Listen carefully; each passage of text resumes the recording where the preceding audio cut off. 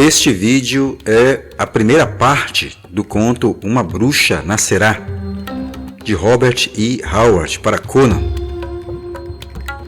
A Witch Shall Be Born foi publicado na Weird Tales em dezembro de 1934. Aqui vamos mostrar o conto na íntegra, utilizando imagens da adaptação feita para a editora Dark Horse e publicada em Conan the Avenger, número 20, em novembro de 2015, roteirizada por Fred Van Lent e desenhada por Brian Sheen. Foi republicada recentemente no âmbito da coleção de ônibus Conan, da editora Mitos, número 7, Bruxarias e Batalhas.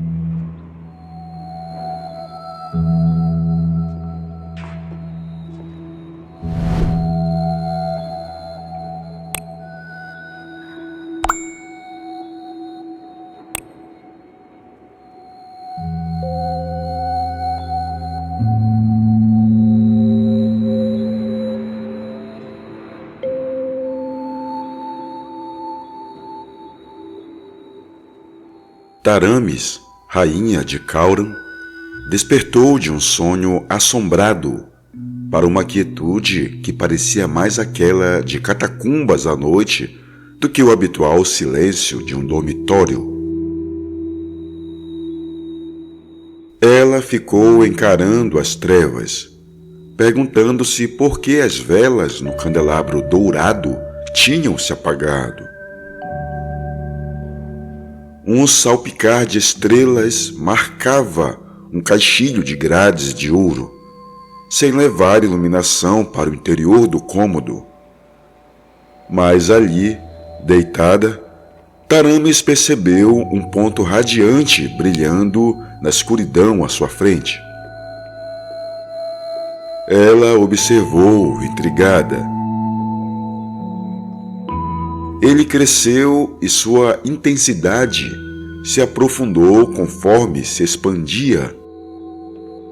Um disco de luz lúrida se alargando, planando, recortado contra as cortinas de veludo da parede oposta.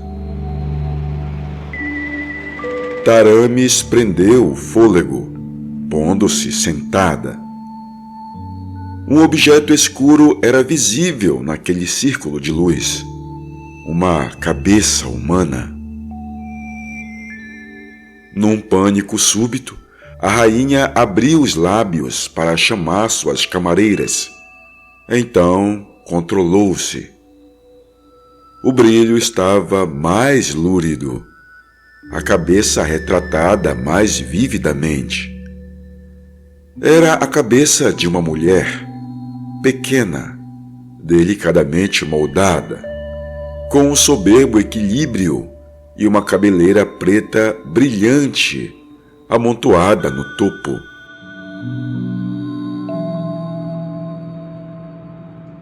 O rosto ganhou melhor definição conforme ela observava, e foi a visão dele que congelou o grito na garganta de Taramis. As feições eram as suas próprias. Ela poderia estar olhando para um espelho que alterava sutilmente seu reflexo, emprestando-lhe um brilho de tigresa aos olhos, uma rancorosa curvatura aos lábios. Está! Taramis resfolegou. Fui enfeitiçada. Aterrorizante, a aparição falou, e sua voz era como veneno melado. Enfeitiçada? Não, doce irmã. Não existe feitiçaria aqui. Irmã? Gaguejou a garota, perplexa. Eu não tenho irmã. Você nunca teve uma irmã? Disse a voz doce, zombeteira e insalubre. Nenhuma irmã gêmea cuja carne fosse tão macia quanto a sua para acariciar ou ferir?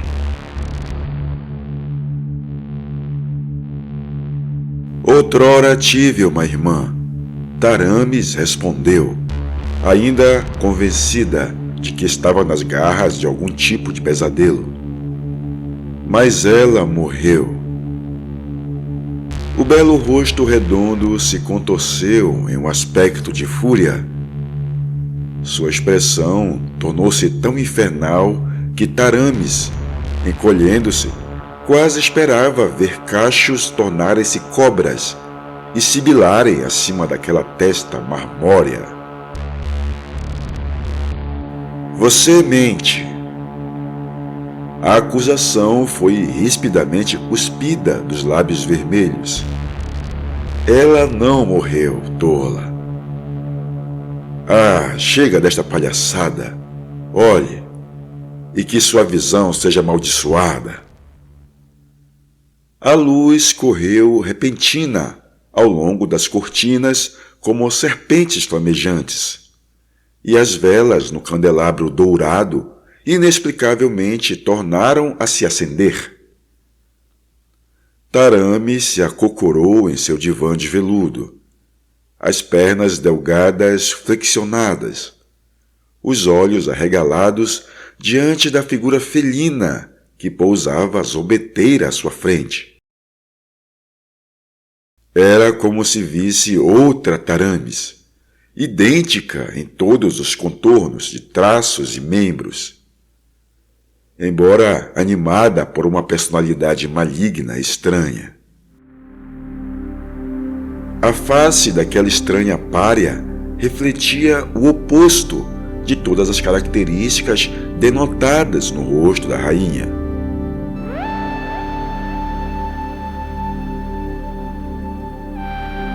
Luxúria e mistério faiscavam em seus olhos cintilantes. Crueldade espreitava no sorriso dos grossos lábios rubros.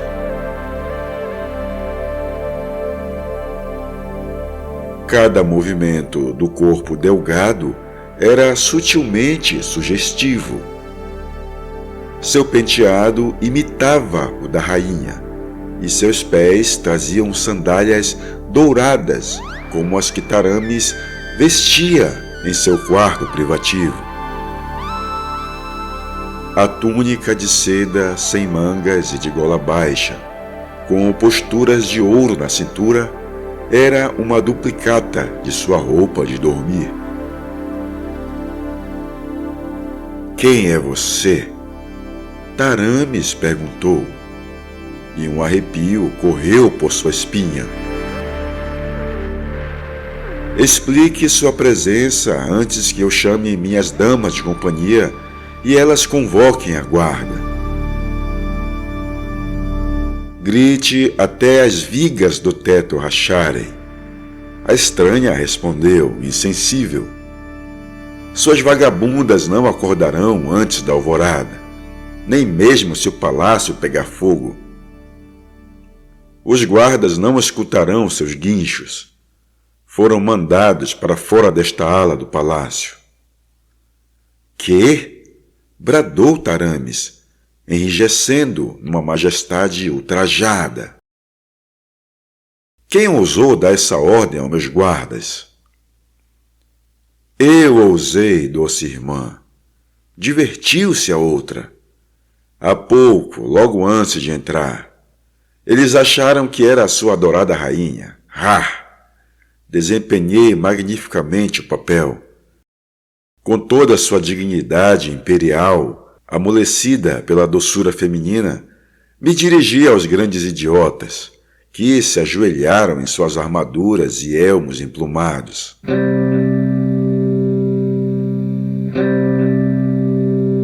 Taramis sentiu como se uma rede sufocante de espanto tivesse sido levantada sobre ela. Quem é você?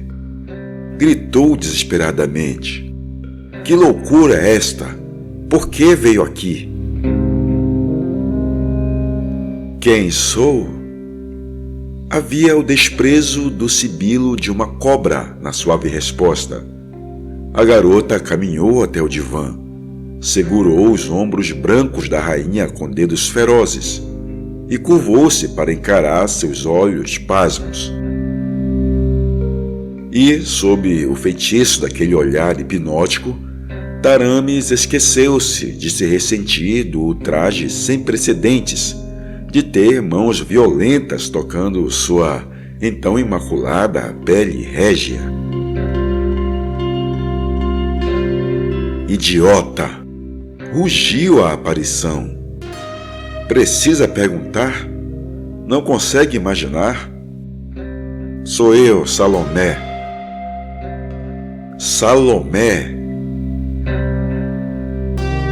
Taramis repetiu a palavra e seu couro cabeludo se arrepiou ao perceber a verdade incrível e entorpecedora daquela afirmação. Pensei que tivesse morrido ao nascer, emendou debilmente. Como pensaram muitos. A mulher que se dizia Salomé respondeu.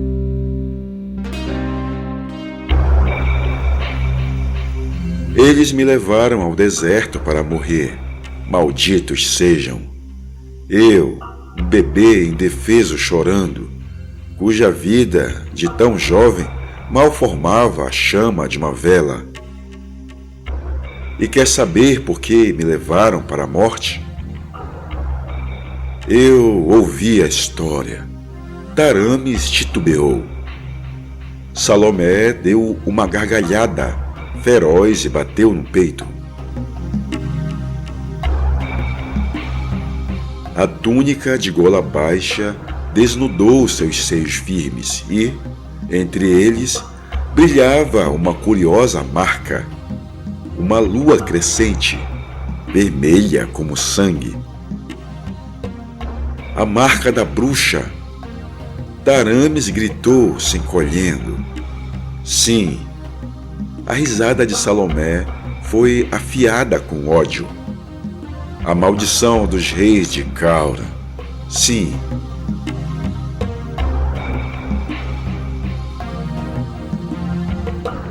A história é contada nos mercados, acompanhadas de olhos revirando e o sacudir de barbas, os tolos devotos. Eles contam como a primeira rainha de nossa linhagem comungou com o demônio das trevas e teve uma filha que vive até hoje nas lendas imundas. Portanto, a cada século, nasce uma garota na dinastia ascauriana com uma lua escarlate entre os seios, que marca seu destino. A cada século, uma bruxa nascerá. Assim determina a antiga maldição e assim aconteceu. Algumas foram mortas ao nascer, como tentaram fazer comigo. Algumas caminharam pela terra como bruxas, orgulhosas filhas de Caura, com a lua do inferno queimando entre os seios de mármore. Cada qual recebeu o nome de Salomé. Sempre foi Salomé, a bruxa. Sempre será Salomé, a bruxa, mesmo quando as montanhas de gelo tiverem deixado o polo e levado as civilizações à ruína, e um novo mundo tiver surgido das cinzas e do pó. Mesmo assim, haverá Salomés para caminhar pela terra, para apreender o coração dos homens com sua feitiçaria, para dançar diante dos reis do mundo, para ver a cabeça dos sábios cair a seu bel prazer. Mas você... Taramis gaguejou. Eu? Os olhos cintilantes queimaram como chamas sombrias e misteriosas. Eles me levaram para o deserto, longe da cidade, e me deitaram nua na areia quente, sob o sol escaldante.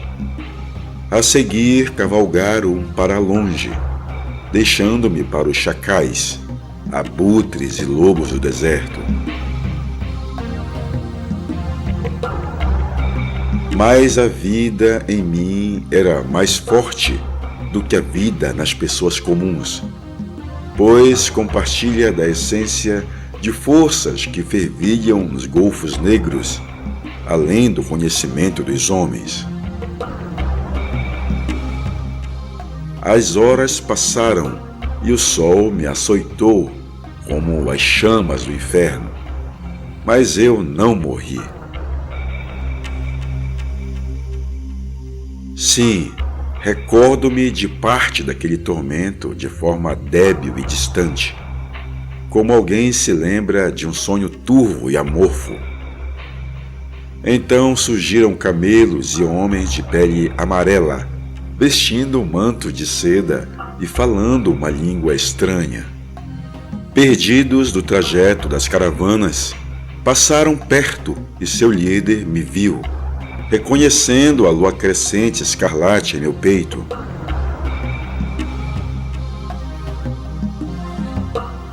Ele me acolheu e me deu a vida. Era um mago da distante Kitai, que retornava ao seu reino nativo após uma jornada à Estígia.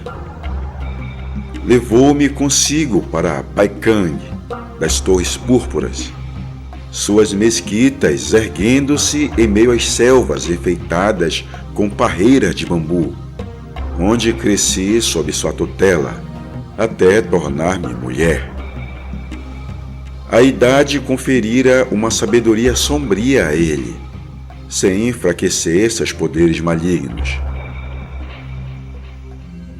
Ele me ensinou muitas coisas. Ela fez uma pausa, sorrindo enigmática, com mistério malévolo cintilando em seus olhos escuros. Então jogou a cabeça para trás. Enfim, ele me afastou, dizendo que, apesar de seus ensinamentos, eu não passava de uma bruxa comum e não estava apta a comandar a poderosa feitiçaria que ele teria me ensinado. Disse que me tornaria rainha do mundo e governaria as nações através de mim, mas que eu não passava de uma meretriz das trevas. Mas, e então?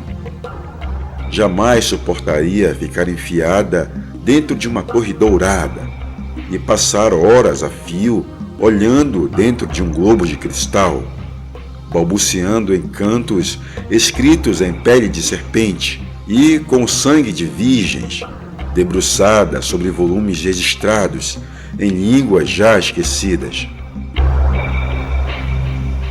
Ele me disse que eu não passava de uma fada terrena, que nada sabia dos golfos mais profundos da feitiçaria cósmica. Bem, este mundo contém tudo o que desejo: poder, pompa, ostentação cintilante e homens bonitos e mulheres macias para serem amantes e escravas. Ele me contou quem eu era. Falou-me sobre a maldição e minha herança.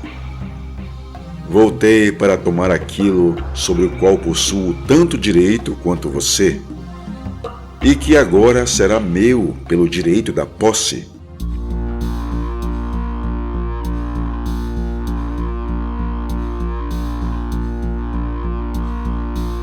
O que quer dizer?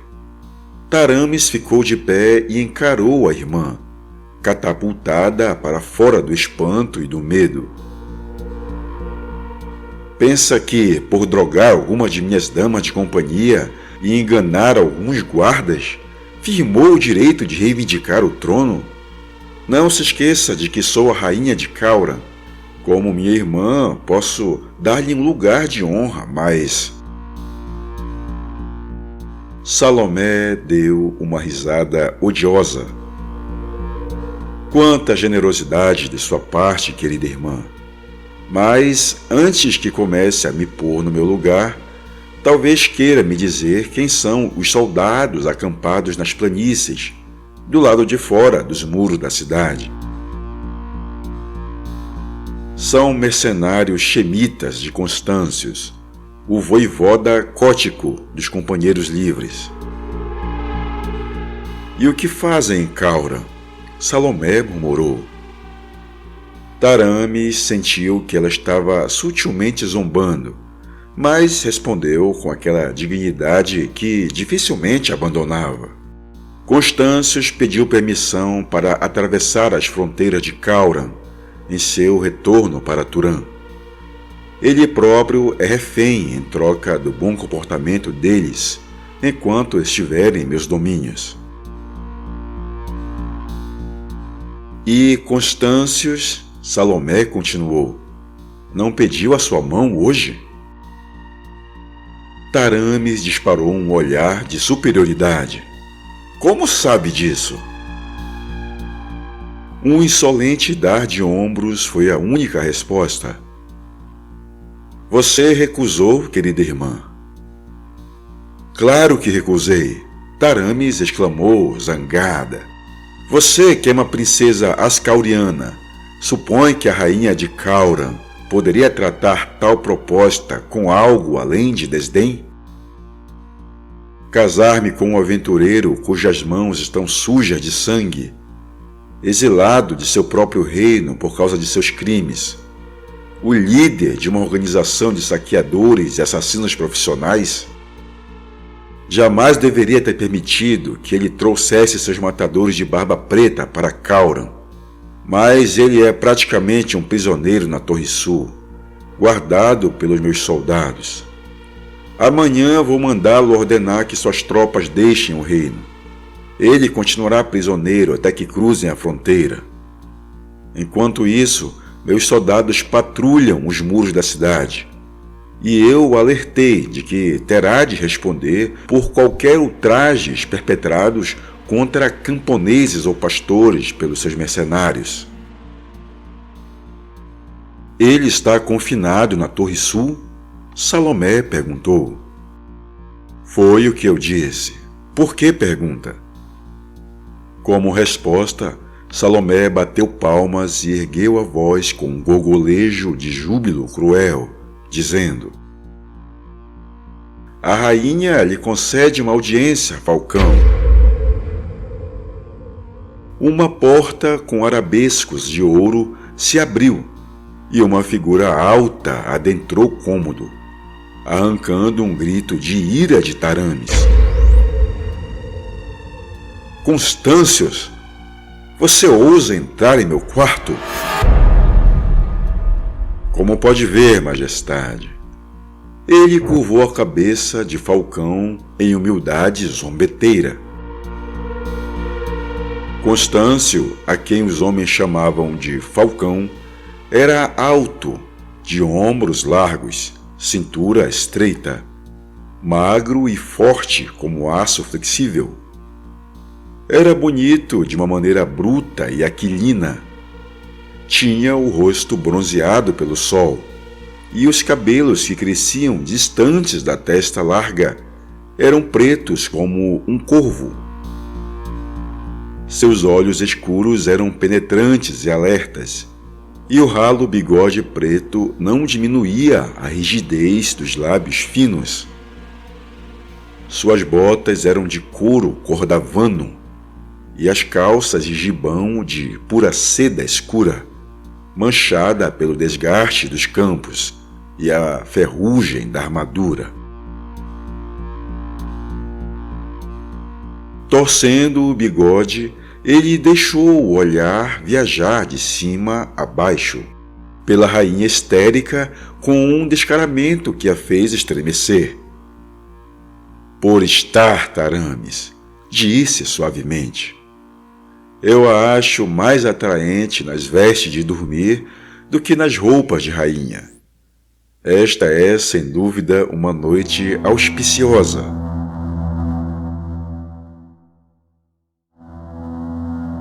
O medo cresceu nos olhos escuros da rainha. Não era tola. Sabia que Constâncius jamais tentaria que ele o traje se não estivesse seguro de si. "Você ficou louco!" exclamou. "Se estou em seu poder neste quarto, você também está em poder de meus súditos, que o farão em pedaços se me tocar. Vá embora de uma vez, se quiser viver." Os dois riram com escárnio, e Salomé fez um gesto impaciente. "Chega desta farsa. Vamos para o próximo ato da comédia.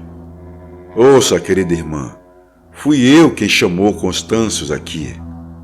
Quando decidi tomar o trono de Cauran, procurei um homem que pudesse me auxiliar e escolhi o falcão, que se mostrou completamente desprovido de todas as características que os homens chamam de boas." "Estou consternado, princesa," Constâncius murmurou sardonicamente, fazendo uma ampla saudação. "Eu o enviei para Cauran e, com seus homens acampados nas planícies, e ele dentro do palácio, entrei na cidade por aquele pequeno portão do lado oeste. Os tolos que o guardavam acharam que fosse você, voltando de alguma aventura noturna."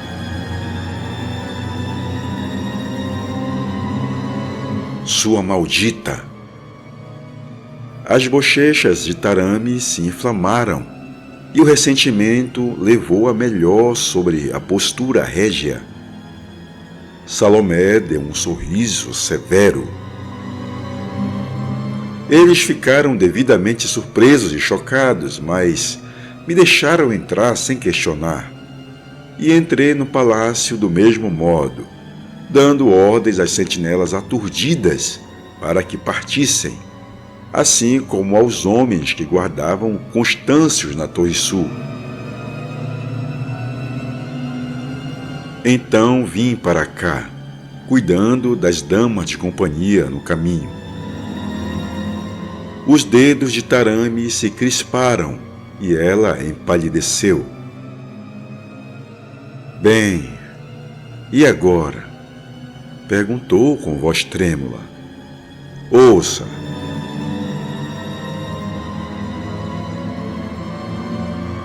Salomé inclinou a cabeça. Pela armação da janela veio o baixinho retinir de homens de armadura marchando. Vozes grosseiras disparadas em uma língua estranha e gritos de alarme misturados com berros. "O povo desperta e tem medo," Constâncius disse, sardônico. "É melhor ir lá tranquilizá-los, Salomé." "Me chame de Tarames," Salomé respondeu. "Temos de nos acostumar a isso." "O que você fez?" Tarames bradou. "O que você fez?" "Fui até os portões e ordenei que os soldados os abrissem," a bruxa explicou. "Eles ficaram pasmos, mas obedeceram. O que você escuta é o exército do falcão, marchando para dentro da cidade." "Maldita!" Tarames gritou. "Você traiu meu povo, disfarçada de mim. Me fez parecer uma traidora. Ah, devo ir a eles e..." Rindo, Salomé agarrou o punho dela e a puxou para trás. A prodigiosa flexibilidade da rainha era indefesa contra a força vingativa dos membros esguios de sua irmã. "Sabe como chegar aos calabouços do palácio, Constâncius?" a bruxa inquiriu. "Ótimo. Tranque esta esquentadinha na cela mais resistente. Todos os carcereiros estão dormindo, drogados. Cuidei disso. Mande um homem cortar o pescoço deles antes que acordem. Ninguém deve saber o que ocorreu esta noite. Assim eu me torno Taramis, e Taramis, uma prisioneira sem nome em um calabouço desconhecido. Constâncios sorriu, os dentes brancos brilhando sob o bigode fino. Muito bom, mas você não me negaria um pouco de diversão antes, não é? Não, dome a vadia petulante como quiser. Com uma gargalhada maligna, Salomé empurrou a irmã para os braços do cotidiano e saiu pela porta que dava para o corredor. O medo arregalou os olhos doces de Taramis. Seu corpo macio lutando contra o abraço de Constâncios. Ela se esqueceu dos homens marchando nas ruas e do ultraje contra o trono em face da ameaça à sua feminilidade. Esqueceu-se de todas as sensações, exceto o terror e a vergonha, enquanto encarava o cinismo completo nos olhos ardentes e zombeteiros de Constâncios, e sentia aqueles braços duros esmagando seu corpo. Atravessando o corredor do lado de fora, Salomé abriu um sorriso de desprezo, quando um grito desesperado e agonizante ecoou pelo palácio.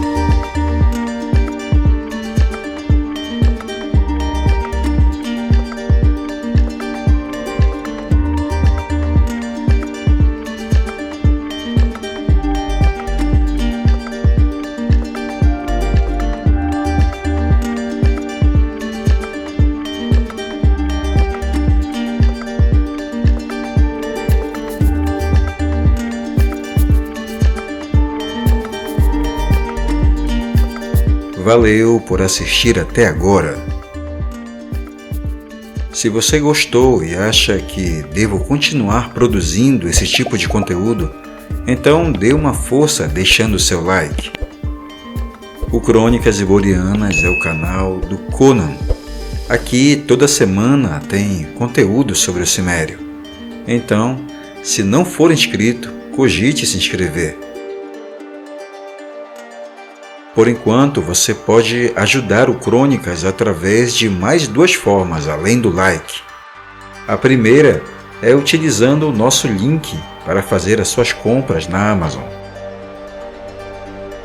Ele está na descrição dos vídeos e não altera em nada o valor de sua compra, mas dá uma moral aqui para o canal do Conan. A outra é através do botão Valeu, que está localizado logo abaixo do vídeo. Ali você pode clicar e apoiar nosso trabalho com qualquer valor. Fique à vontade para contribuir se você puder. Eu sugiro que você dê uma navegada pelas nossas playlists. Com certeza você vai curtir o conteúdo. E aproveita lá para comentar e interagir comigo. Pessoal, era isso, então a gente se vê daqui a pouco no próximo vídeo. Valeu, tchau!